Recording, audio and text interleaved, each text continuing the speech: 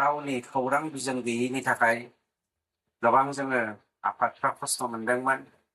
डेम'क्रेटिकेलि जा बा नन डेम'क्रेटिकेलि जा, ससियेलि जा बा रिलिजियासनि जा बा जिखुनु पलिटिकेलि, इक'नमिकेलि, इडुकेसनेलि जों जुदि एवारनेस लाबोनायजों लोगोसे हारिखौ जौगाहोनोब्ला बर'फोरनि जा थांखि जे गेरेमसा हारि दानाय, बियो मोनसे आद्रा जानानै फैनाय बायदि मोनसे हाबाफारि। जुदिहाय जोंनाव खौरां बिजों गैयाब्ला, बेनिखायनो खौरां बिजोंखौ जोंनो बिराद गोनां। जोङो जेब्ला हारिनि सुखु दुखु मोजां गाज्रिखौ फोसाबनानै थुनख'नानै गोजौआव लांनो जेब्ला जोङो हाबाथुरि जायो, हांखुर जानाङो, बै हांखुर जानाय समाव खौरां बिजोङा मोनसे हारि बा मोनसे समाजखौ सुंथेनानै बा गायथेनानै फोथांनानै लाखियो। बिनि गोबां फोरमानफोर दङ। जोङो जुदि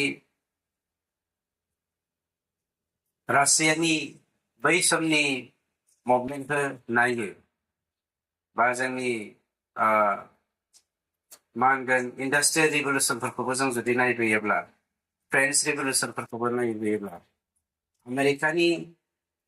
आमेरिकाया माब्रै मोनसे गोजौ थाखोनि हादोर जानो हाखो, बेफोरखौ जों जुदि खौरां बिजोंखौ नायनानै फरायोब्ला बा बिनि जारिमिनफोरखौ जों जुदि फरायोब्ला जोङो मोननो हायो जे मुलुगाव खौरां बिजोङा मोनसे हारिखौ बिराद गोजौआव लांनोबो हादों आरो मोनसे हारिखौ जोख्लायनोबो हादों। जेब्ला जोङो फरायसा समाव दङमोन बा फरायसा लाइफखौ नागारनानै जों जेब्ला मोनसे गावबा गाव थांना थानायनि लामायाव हाबसोमनानै जोङो सोरबा फोरोंगिरि, सोरबाया गुबुन गुबुन गावबा गाव प्रफेसनेल खामानिखौ मावनानै थादोंमोन। बै समाव जों बयबो हमदांनो हादोंमोन बर'आवबो जोङो खौरां बिजों खुलिनो हानायमोनब्ला। आं जेब्ला हाग्रायाव दंहैयोमोन, NETV होननाय मोनसे दङमोन, नङा होमबा? बे NETVया बिनि डाइरेक्टरा माबामोनलाय अनुराधा ना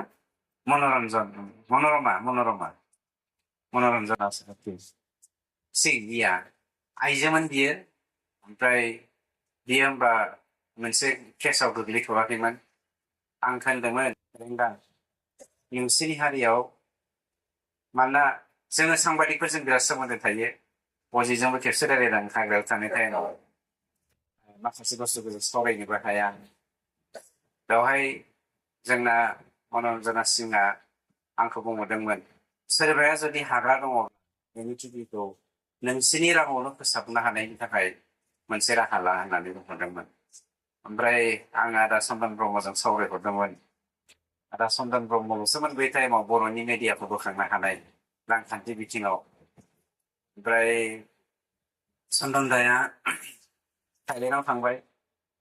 थाइलेण्डआव थानाय टाइमाव जोङो माबाजों रायलायहरदों, मा होनोमोनलाय, सेटेलाइटजों रायलायहरदों। भुटानावबो थांदों, भुटानावबो जों सेटेलाइटजों रायलायहरदों। बेवहाय मोनसे बाथ्राखौ होनदोंमोन आरो, मेडियाखौ जोंथ' जि जाबाय हारिनि थाखायनो जों गासैखौबो नागारजोबखाबाय, खिन्थु जा जखायनै हारि दङ बा जोंनि फिसाफोर दङ, बेफोरखौ जोङो सोलोंथाइ बिथिङाव माने रिभलिउसनाव थानायनि उनाव इडुकेसनेलि इनभल्भ जानो मालाबाबो हाया।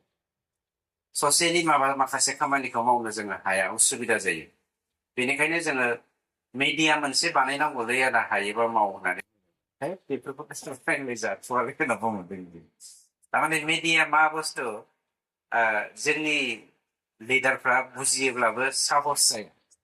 आं ओंखायनो बिराद धन्यबाद होदों जाय बिथांमोना मेडियायाव इनभल्भ जानानै दङ।